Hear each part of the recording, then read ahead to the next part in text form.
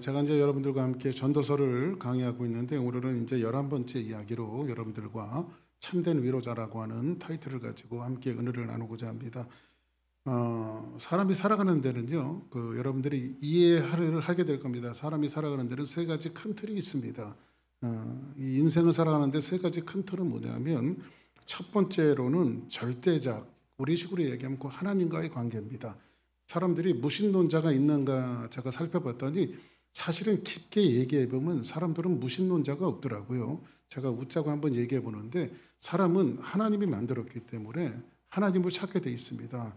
어떤 스님이 한국의 겨울에 얼음이 꽝꽝 얼었을 때에 압록강을 건너가는데 아주 꽝꽝 얼지 않고 중간이 살짝 얼었나 봅니다. 그래서 중간쯤 가다가 보니까 얼음이 뿌지직 소리를 내더니 얼음이 갈라지더래요. 이게 압록강 앞에 빠지게 됐으니까 빠지면서 스님이 무슨 길에 나왔던 말이 아이고 하나님 그러더래요. 아이고 하나님. 그래서 사람들은 이 하나님을 찾게 돼 있습니다. 절대자. 그 절대자. 왜냐하면 사람이 우리가 여러분들 아이들도 피가 땡긴다고 그러잖아요. 그러니까 사람이 자기 아버지 어머니를 알듯이 사람을 어디로부터 왔냐면 하나님으로부터 왔어요. 그래서 무신론자가 있는 것 같지만 깊게 얘기해 보면 제가 그런 얘기를 합니다.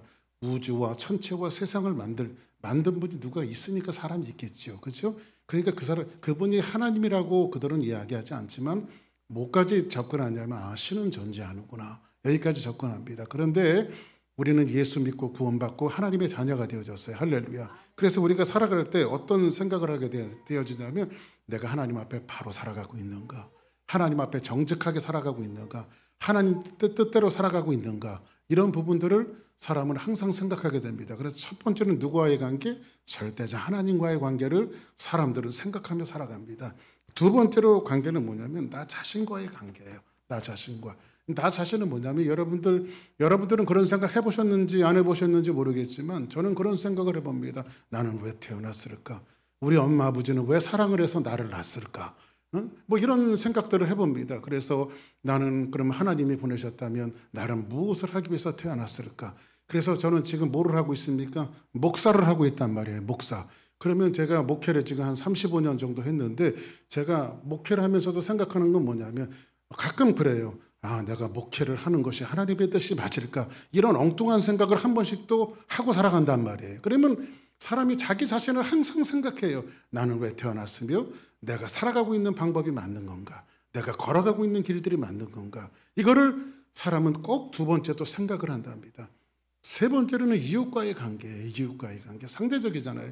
내가 사랑하는 아내를 만나고 남편을 만나고 내가 사랑하는 아내한테 남편으로서 적합한 사람인가?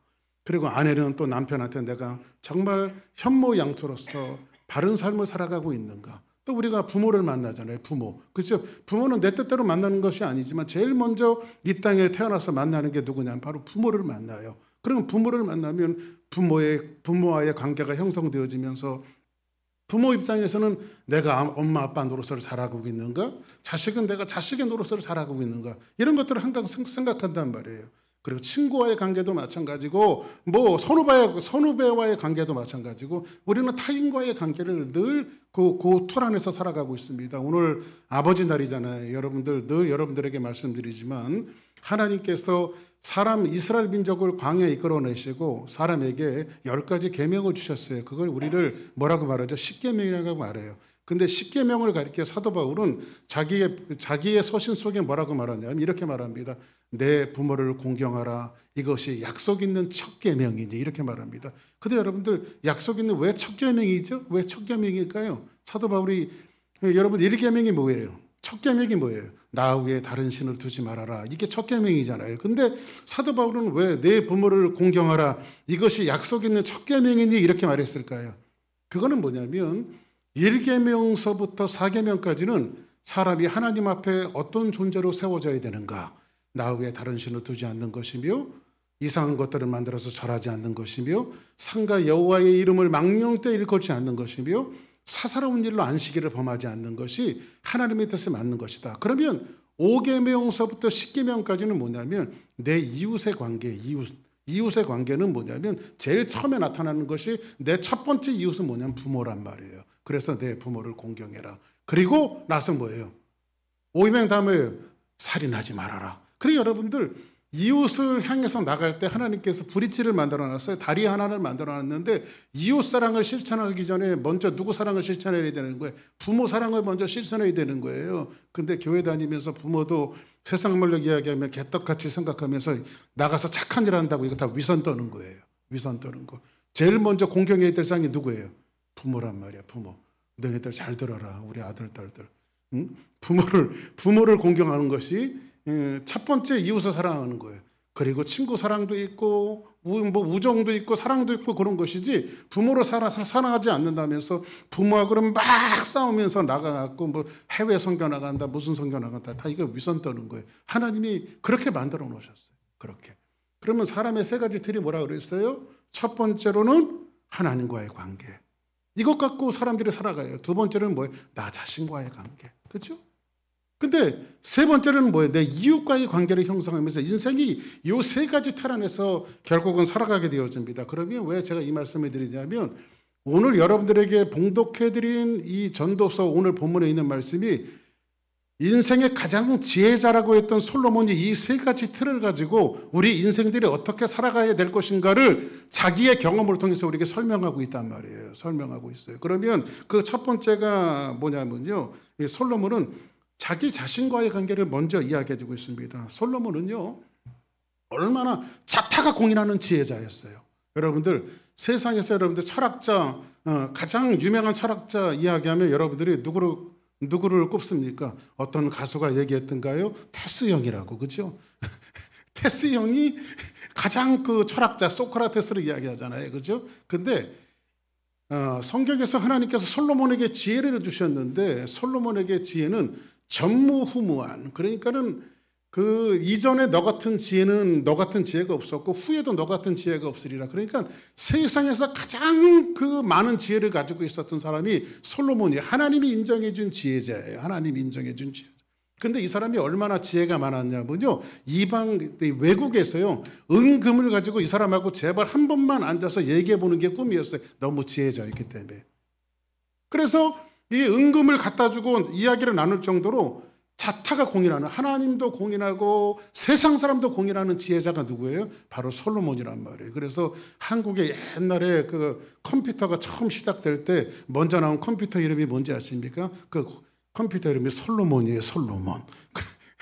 그러니까 얼마나 그 솔로몬이 자타가 공인한 지혜자였는가를 알 수가 있습니다. 그러면 근데 이 솔로몬이 자타가 공인한 지혜를 갖고 세상의 모든 지식과 지혜를 탐닉을 해요. 다 가지고 있어요. 이 사람 모르는 게 없어요. 그런데 자꾸 지식을 알고 지혜를 알다 보니까는 모르는 게 더 많아지는 거예요. 이상하게. 그래서 오늘 본문에 보니까는요, 언젠가 자기가 어느 날에 도대체 지혜의 끝은 어딘가? 아무리 모든 것을 흡수해봐도 지혜가 끝이 없는 것 같아요. 끝이. 그래서 지혜의 끝은 어디 있는가? 오늘 23절 같이 한번 읽어볼까요? 자, 시작. 내가 이 모든 것을 지혜로 시험하며 스스로 이르기를 내가 지혜자가 되리라 하였으나 지혜가 나를 멀리하였도다. 지금 솔로몬의 이야기예요. 솔로몬이 세상 사람들도 지혜자라고 이야기하고 저 사람 엄청 지금으로 이야기하면 PhD가 20개도 넘는 사람이야. 100개도 넘는 사람이에요. 얼마나 지식이 많은지. 그리고 이 사람 같은 지혜와 지식은요, 세상에 있지도 않아요.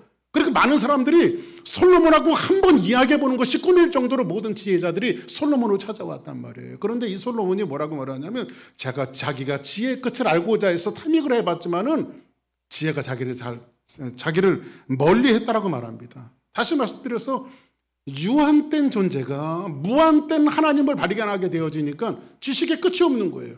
여러분들 박사라는 게 왜 박사인지 아십니까? 죄송합니다. 저도 박사인 거 아십니까? 근데 박사가 나쁜 게 뭐냐면요. 그것만 아는 게 박사예요. 그것만 아는 게. 그것만 아는 거예요. 그것만. 응? 우리 교회도 박사들이 많아요. 그런데 그것만 아는 거야. 다. 그것만. 그거 조금 바깥에 나가면요. 아무것도 몰라요. 우리 여기 약학 박사도 있고 다 박사들이 있는데 저보고는 저는 이제 목회학 박사 아닙니까? 그런데 저보고 약에 대해서 논해 보십시오. 무식합니다. 제가 그거에 대해서 제가 월그린에 가잖아요. 무슨 약을 사려고 가면요. 사전 찾느라고 바빠요. 핸드폰으로. 왜냐하면 이 성분이 뭐가 있는가 해갖고 저한테 맞는 약인가 안 맞는 약인가 막 성분을 막 사전을 가지고 찾아보면요. 아, 요거다 싶어갖고 혹시 미심쩍어서 약사한테 가서 내가 어디가 아픈데 이 약을 먹으면 낫겠느냐라고 물어보면 이 약사가 여지없이 절제를 봅니다. 너 이거 먹으면 큰일 난다고. 그래서 다른 약을 저한테 찾아주더란 말이지. 그러니까는 박사가 뭐가 박사냐면 그것만 아는 게 박사예요. 그것만 아는 게. 그죠? 그런데 오늘 이 말씀에 보니까는 이 솔로몬이 지혜와 지식을 얻어보았지만 지혜의 끝을 모르겠는 거예요. 지식의 끝을 모르겠는 거예요. 여러분, 공부를 하면 할수록 무식한 나를 발견하게 되어집니다. 어설프게 공부한 사람이 사람 잡는 거예요, 여러분들. 어설프게 공부한 사람들이 이것도 알고 저것도 알고 만물 박사 있잖아요. 만물 박사. 한번 따라하겠습니다. 선부당이 사람 잡는다. 그래, 그런 말 있잖아요. 선부당이 사람 잡는다는 얘기 있잖아요. 그죠? 응? 근데 조금 알면은 그냥 다 하는 것처럼 얘기합니다. 속지 말길 바랍니다. 할렐루야. 속으면 안 돼요. 목사님은 안 속습니까? 저도 가끔 속고 삽니다. 그러나 정말 공부를 계속 집중해서 하는 사람들은요, 무지한 나를 발견하게 되어져. 자꾸 모릅니다. 저는요, 목회를 지금 35년 했습니다. 그런데 제가 목회 한 15년 차까지는요, 목회를 다 알았습니다. 그래서 이렇게 해야 목회한다. 그런데 한 15년 정도 지나면서는요, 목회를 모르겠어요. 지금 35년을 하고 있는데 사람들이, 후배들이 묻습니다. 목사님, 어떻게 해야 목회 잘하는 겁니까? 그러면 제가 그럽니다. 나도 모르는데 어떻게 너희들을 가르쳐 주냐. 제가 그럽니다. 제가 신학교에서 학생들을 가르치잖아요. 제가 프랙티컬, 목회학을 가르치고 있어요. 목회학. 실천신학을 가르치고 있어요. 학생들이 저한테 질문합니다. 목사님, 목회가 뭡니까? 근데 전 진짜 목회가 뭔지 모르겠어요. 이게, 아니, 목사님 35년 목회하셨는데 그것도 몰라요? 진짜 모르겠어요. 목회가 어떻게 하는 거지. 그래서 학생들이 물어보면 목회가 뭡니까? 라고 질문하면 제가 딱 한마디에 대답합니다. 목회란 참 신비한 것이다. 이렇게 말합니다. 참 신비한 것이다. 진짜 신비해요. 하면 할수록 모르겠어요. 그래서 솔로몬이 공부를 하고 지혜를 가져보고 모든 것을 가져봤지만 사람들이 공인하고 하나님도 인정해 줬는데 자기가 지식의 끝을 모르겠다는 거예요. 오늘 말씀해 보니까. 세상에서 넘버원 지혜자인데도 불구하고 자기가 그 지식의 끝과 지혜의 끝을 모르겠다라고 오늘 말씀을 통해서 우리에게 고백해 주고 있는 거예요. 그래서 여러분들, 달라스에 계시는 그 찰스 스윈들이라고 하는 유명한 강의 설교자가 계십니다. 목사님이신데 이 목사님이 그런 얘기를 했습니다. 무슨 얘기를 했냐면 이 참 지혜는 뭔가? 참 지혜가 어디서 생기는가? 참 지혜는요, 하나님의 관점으로 세상을 바라볼 때 참 지혜가 생긴다는 거예요. 근데 여러분들, 우리가 솔직히 하나님의 관점으로 세상을 바라봅니까? 우리는 굉장히 다 주관적인 관점이잖아요. 나라고 하는 이 자신의 관점으로 세상을 바라보기 때문에 정말 우리가 참 지혜가 있는 것 같지만 굉장히 어리석은 부분들이 굉장히 많습니다. 그래서 첫 번째로는 나 자신과의 관계예요. 한번 따라합시다. 나도 나를 모르는데 난들 너를 알겠느냐. 그렇죠? 나도 나를 모르는데 난들 너를 알겠느냐. 어떤 이 유행가 가사들이 어떨 때는 복음적인 게 있어요. 굉장히. 그러니까 이 솔로몬이 지금 이야기한 게 뭐예요? 나 자신에 대해서 이야기하는데 정말 모르겠다. 사람들이 나를 지혜의 넘버원이라고 말하지만 내가 지혜의 끝이 뭐냐고 나에게 질문한다면 정말 나도 모르겠다. 이게 첫 번째, 자기 자신과의 관계였어요. 두 번째 관계는 뭐냐면 타인과의 관계예요. 타인과의 관계. 25절 같이 한번 24절을 한번 읽어볼까요? 시작. 이미 있는 것은 멀고 또 깊고 깊도다. 누가 능히 통달하랴. 이미 있는 것은 멀고 깊고 깊도다. 그 있는 것도 깊고 깊은데 누가 다시 또 통달하겠는지. 이거 한마디로 뭐예요? 한번 따라하겠습니다. 나도 모르겠다. 응? 나도 모르겠다. 우리 연세 많이 드신 우리 장로님도 계시고 다 계신데 인생이 뭐냐고 물으신다면 뭐라고 대답하시겠습니까? 응? 나그네 길이에요? 어디서 왔다가 어디로 가는지 몰라요? 그게 인생을요 100살을 살고 200년을 살아봐도요 인생을 뭐라고 딱히 정의할 수 없어요, 사람이. 그거를요. 근데 솔로몬이 이 지식을 정의할 수 없다라는 거죠. 그 두 번째로 솔로몬이 타인과의 관계를 이야기하고 있어요. 25절 같이 읽어볼까요? 시작. 내가 돌이켜 전심으로 지혜와 명철을 살피고 영과하여 악한 것이 얼마나 어리석은 짓이요 어리석은 것이 얼마나 미친 것인 줄을 알고자 하였더니. 이 모든 것들을 솔로몬이 알기를 위해서요. 그다음 26절 볼까요? 시작. 마음은 올무와 금을 갖고 손은 포승같이 여인의 사망보다 더 쓰다는 사실을 내가 알아내었도다. 그러므로 하나님을 기쁘시게 하는 자는 그 여인을 피하려니와 죄인은 그 여인에게 붙잡히려로다. 이렇게 말합니다. 여기서 여인이라고 하는 말이 많이 나오죠. 솔로몬이 아내가 몇 명 있었냐면 놀라지 마십시오. 1000명 있었어요. 1000명. 아내가 몇 명이라고요?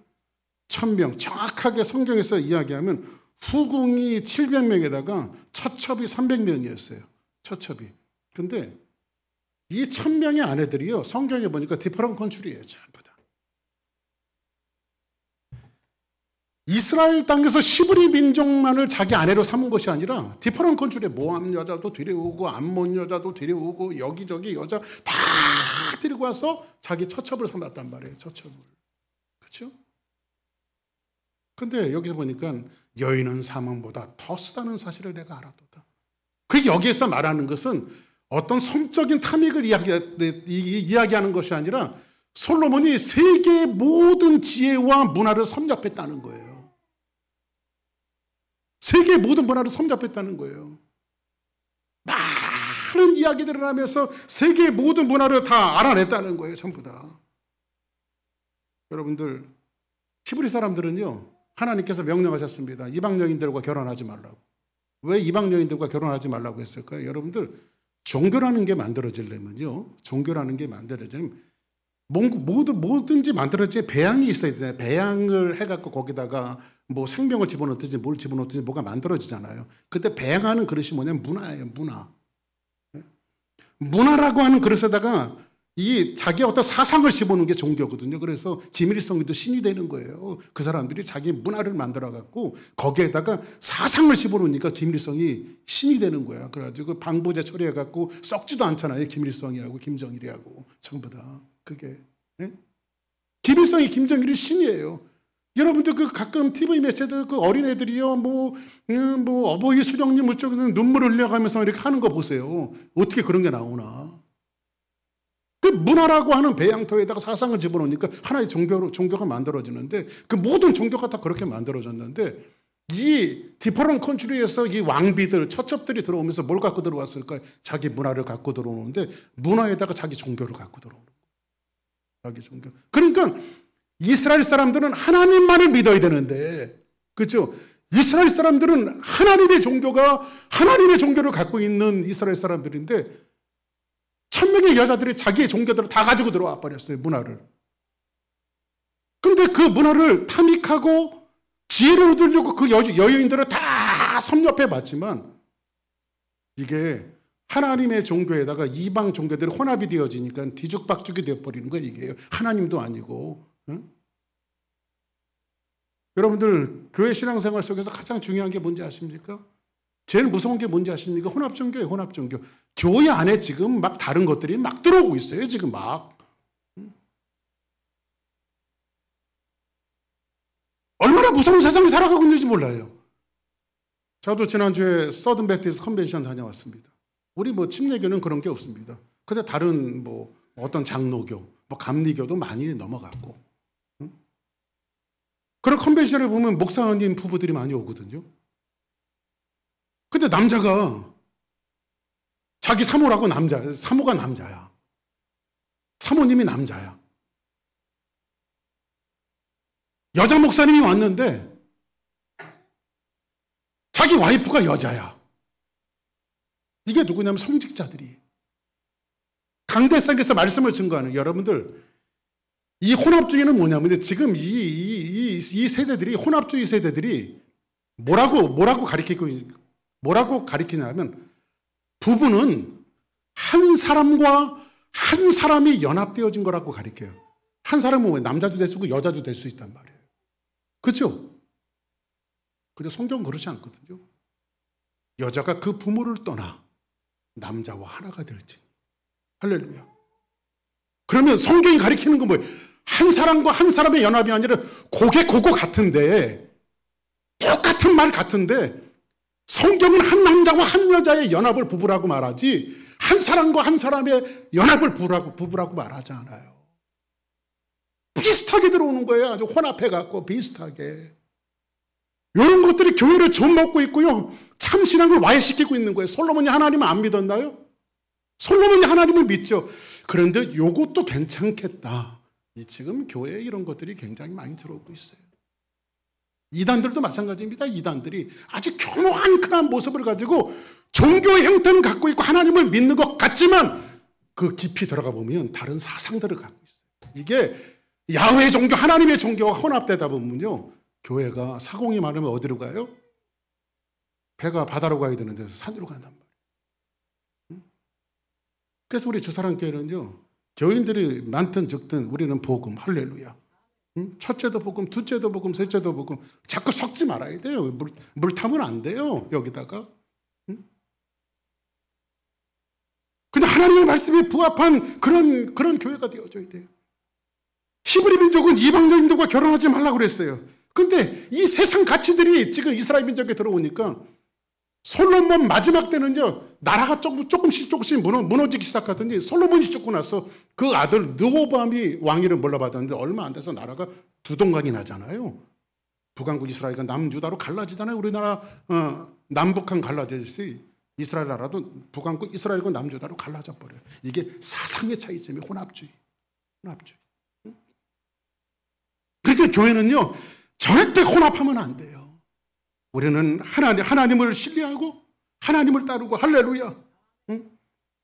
그러니까 이 솔로몬이 뭐냐면 관계 속에서 자기가 1000명의 여자들, 디퍼런 컬처의 여자들을 다 만나서 섭렵해 봤지만 거기도 진짜가 없더라.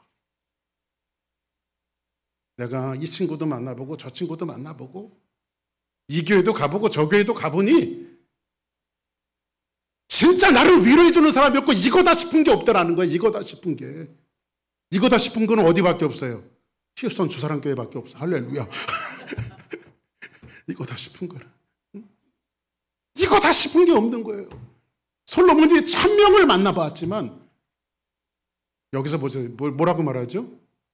마음의 올무와 금을 갖고 손은 포승 같은 여인은 사망보다 더 쓰다는 사실을. 누가? 1000명의 여인을 만나봤지만 여인은 사망보다 더 쓰다는 사실을 그거를 맨 마지막에 알았단 말이에요. 솔로몬. 그러므로 뭐라고 말합니까? 하나님을 기쁘시게 하는 자는 그 여인을 피하려 하리와. 그러니까 세상의 가치에서 하나님, 사람의 제일 된 목적이 뭡니까? 사람이 왜 태어났습니까? 여러분들 하나님이 사람을 왜 만들었는지 아십니까? 여러분 자식을 낳을 때 자식을 낳잖아요. 자식을 낳으면 아유 내 이 자식 때문에 불행해져야지 하고 낳는 분이 있어요? 응? 이 녀석은 커갖고 나를 불행하게 만들 거야 하면서 자식을 낳는 사람이 있냐고요. 자식을 낳는 것도 행복하기 위해서 낳지요. 그러면 하나님이 사람을 왜 만들었을까요? 사람은 하나님의 행복을 위해서 만든 거예요. 그러면 우리가 자식이 효도할 때 부모가 기쁘듯이 우리가 하나님의 자녀라면 하나님을 기쁘시게 하는 것은 바로 예배란 말이에요. 이 예배. 할렐루야. 예배에 나와서 하나님 앞에 영광 돌리고 하나님이 원하시는 삶대로 FM대로 100% 완성적인 삶을 살 수 없지만 넘어지고 또 일어나고 자꾸 일어나는 이러한 훈련을 통해서 하나님과 조금씩 하나님이 원하시는 그 자리로 조금씩 우리가 죽을 때까지 가까워지는 거. 이게 하나님이 우리에게 원하시는 거란 말이에요. 그렇죠? 하나님 우리 예배를 위해서 만드셨어요. 그래서 성경 오늘 말씀해 보니까는 뭐라고 말하고 있어요? 마음의 올무와 금을 갖고 손은 포승같이 여인은 사망보다 더 쓰다는 사실을 내가 알았다. 아무리 만나봐도 씁니다. 아멘. 이 사람하고 같이 해보면 좀 달콤한 삶이 이루어질까? 써요. 응? 여러분들 부부 사이가 항상 행복하십니까? 거꾸로 한번 물어보시죠. 목사님 항상 행복하십니까? 아니올시다.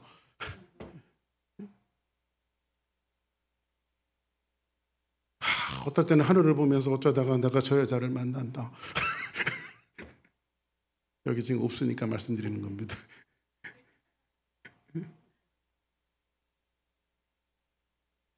그런데 어떨 때는 또 내가 저 여자 아니었으면 철이 안 들었겠구나. 여러분들 힘들고 어려울 때마다 누가 재미난 이야기 있죠. 정말 인생이 너무 힘들고 어려울 때마다 어떤 사람이 월렛에 꺼낸답니다. 지갑에 딱 사진 하나가 있어요. 와이프가 남편 사진을 봅니다. 내가 이 남자도 참고 살았는데 뭘 못 참고 살까 하면서 위로를 받는답니다. 남편이 힘들 때마다 또 사진을 쳐다봅니다. 자기 와이프 사진입니다. 내가 이 여자도 견디며 살아왔는데 세상 무서울 것이 없지. 그러면서 와이프 사진을 쳐다봅니다. 이게 여러분들 조킹으로 나온 유머지만은 같이 사는 그 부부지간이라 할지라도 세상은 1000명을 만나봐도 만족함이 없다. 아멘. 솔로몬이 타인과의 관계를 1000명을 만나보았지만, 세상에 많은 사람들을 만나보았지만 만족함이 없더라. 진짜 나를 위로해주는 사람이 없더라. 근데 맨 마지막에는 하나님과의 관계입니다. 절대자의 관계입니다. 이 절대자의 관계를 성경은 뭐라고 말하고 있냐? 하나님을 기쁘시게 하는 자는 그 여인을 피하려니와. 누구요? 누구를 기쁘시게 하는 자? 하나님을 기쁘시게 하는 자는 그 여인을 피하려니와 죄인은 그 여인에게 붙잡히리로다. 그럼 하나님을 기쁘시게 하는 자라고 하는 뜻이 뭘까요? 하나님을 기쁘시게 하는 자. 이 말을 내게 유익을 주는 자. 그리고 두 번째로는 뭐냐면 하나님의 은혜를 입은 자입니다. 하나님의 은혜를 입은 자. 언젠가도 제가 그런 말씀 드렸죠. 여러분들, 하나님의 은혜를 입었다는 것이 어떤 뜻이냐면 이런 겁니다. 사람은 똑똑하지 않아요. 똑똑한 사람이 있잖아요. 아무리 똑똑하고 똑부러져도요, 부지런한 사람 못 당합니다. 아무리 똑똑해도요, 게으름은 안 돼요. 아무리 똑똑해도 부지런한 사람 못 당해요. 근데 아무리 똑똑하고 부지런하도요, 살아보니까 운 좋은 사람 못 당하더라고요. 아주 운이 좋아, 저 사람은 이상하게. 하는 짓마다 잘 때, 운때가 잘 맞는다고 그러잖아요. 운때가. 근데 아무리 똑똑하고 부지런하고 운 좋아도요, 하나님이 편들어주기로 작정한 사람 못 당하더라고요. 대표적인 사람이 누구예요? 요셉이잖아요. 요셉. 형들이 음모에도 가뒀다가 애굽의 노예도 팔았다가 남이 종살이를 했다 감옥살이를 해도 하나님이 편들어주니까 뭐라고 말하고 있어요? 야곱의 가지는 무성한 가지로다. 이기심의 담을 넘어버리고요, 그들이 활로 요셉에게 쐈지만은 요셉의 활이 더 견고해서, 그래서 결국은 해와 달과 열한 별이 누구에게 절합니까? 요셉에게 와서 절하잖아요. 그죠? 요셉을 수렁에 빠뜨리고 아무리 그러려고 해도 하나님 편들어지고 작정하니까 이건 안 돼야 맞고 죽어야 맞는데 하나님이 되게 하시고 일으켜 주시잖아요. 또 한 사람 누굽니까? 노아죠. 노아는 성경 창세기 6장 8절 보니까 그러나 노아는 여호와께 은혜를 입었더라. 할렐루야. 제약이 창궐한 세상 속에서 하나님이 한 사람 한 가족을 구원하시는데 하나님의 이 은혜를 입게 되어지니까 노아는 하나님 구원하시잖아요. 여러분도 그런 기도하시기 바랍니다. 자녀들을 위해서 기도할 때 하나님, 우리 아들 우리 딸들 편들어 주십시오. 할렐루야. 편들어주는 인생을 살게 하옵소서. 하나님의 편이 되어 주십시오. 할렐루야. 하나님, 우리 주사랑교회도 하나님 살아계시다면 제발 편들어 주십시오. 우리 주사랑교회. 할렐루야. 하나님 우리 편이야. 할렐루야. 응? 그 여러분들, 하나님 우리 편이니까 우리 교회한테 대드는 사람 어떻게 될까요? 한번 따라하겠습니다. 다 죽었어. 다 죽는 거예요. 하나님 편들어 주기로 작정한 인생입니다. 솔로몬이 이 은혜를 깨닫고 이 은혜를 가져다 줄 사람을 누구인지 찾았어요. 도대체 이 은혜를 가져다 줄 분이 누구인가? 27절 볼까요? 전도자가 이르되 보라, 내가 낱낱이 살펴 그 이치를 연구하고 이것을 한 가지를 깨달았대요. 이치를 탁탁탁 따져보고 자기의 지혜로 한 가지를 깨달았는데 내 마음이 계속 찾아보아서는 아직도 찾지 못한 것이 이것이라. 1000사람 가운데, 자기 안에 이제 1000명, 1000사람 가운데 한 사람을 내가 찾았으나 이 모든 사람들 중에 이 여자는 자기가 찾는 사람이 한 사람도 있었대요, 없었대요? 없었대요. 한 사람도 없었대요. 이 말은 뭐냐면 내 마음에 진짜 기쁨을 갖다 주고 내 인생의 진짜 기쁨을 갖다 주는 것은 여러분의 남편도 아니고 여러분의 아내도 아니고 솔로몬이 1000명을 다 겪어봤지만 1000사람 중에 하나도 없었다는 거예요. 그러니까 세상은 있다는 거예요, 없다는 거예요? 세상은 없어요. 그래서 사도 바울이 뭐라고 말합니까? 내가 세상을 바라봤는데 의인은 없나니 하나도 없습니다. 전부 다 죄인이에요. 예? 죄인을 위로할 수 있습니까? 우리 속담에 우리 말고 좀 약간 좀 무지하게 쓰는 말 중에 뭐라고 말합니까? 뭐 묻은 개가 뭐 묻은 개 나무랜다고, 그죠? 다 묻었어요. 다 죄인이에요, 죄인. 아무리 사람을 바꿔보고, 아무리 권력자를 만나보고, 아무리 돈 많은 사람 만나보고, 세상의 모든 것들을 탐닉해서 다 만나보지만 내게는 위로자가 없다라는 거지. 위로해줄 사람이 하나도 없다라는 거지. 솔로몬이 이걸 깨달은 거예요. 인생 말년에 참된 위로자가 없구나. 아무도 없다는 거예요. 근데 왜 이런 일이 벌어졌는가? 이걸 솔로몬이 왜 이런 일이 벌어졌는가? 29절에 보니까 내가 깨달은 것은 오직 이것이라 곧 하나님은 사람을 정직하게 지으셨으나 사람이 많은 꾀를 낸 것이라. 하나님은 사람을 어떻게 졌습니까? 하나님의 형상대로 정직하게 만드셨어요. 그런데 사람의 교만이 타락하게 만든 거예요. 사람 스스로 타락을 한 거예요. 당시 형상대로 만드셨는데, 그런데 놀랍게도 그러면 목사님 그 세상에 진짜 그러면 누구를 믿고 살겠습니까? 여러분들 보세요. 요즘에 신문지상 같은데 뉴스 매체들 보면요, 뭐 끔찍하죠. 막 남자분들 그 부인들 조심해야 돼요.